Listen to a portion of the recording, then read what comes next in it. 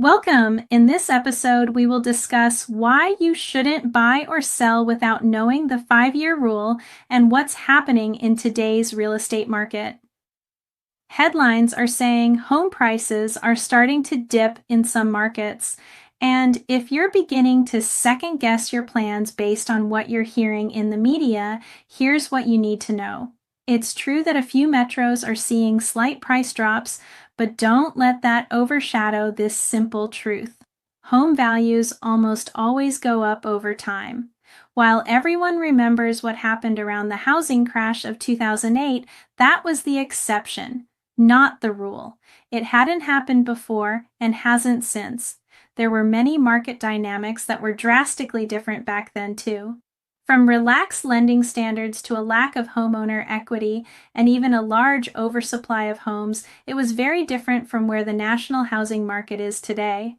So every headline about prices slowing down, normalizing, or even dipping doesn't need to trigger fear that another big crash is coming. The 5-year rule explains why short-term dips usually aren't a long-term deal breaker. In real estate, you might hear talk about the 5-year rule. The idea is that if you plan to own your home for at least 5 years, short-term dips in prices usually don't hurt you much. That's because home values almost always go up in the long run. Even if prices drop a bit for a year or two, they tend to bounce back over time. Right now, you might be asking, so Diana, what's happening in today's market? Here's something else to put your mind at ease. Right now, most housing markets are still seeing home prices rise, just not as fast as they were a few years ago. But in the major metros where prices are starting to cool off a little, the average drop is only about 2.9% since April 2024. That's not a major decline like we saw back in 2008.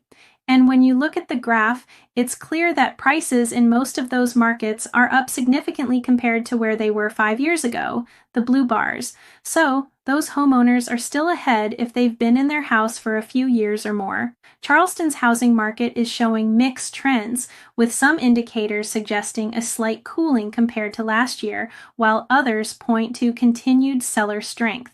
Realtor.com shows a median listing price of $675,000, down 8.2% year over year, suggesting sellers may be adjusting expectations. Redfin rates the market as somewhat competitive with a score of 47 out of 100. Most homes receive about 2 offers and sell in around 59 days, up from 49 days last year.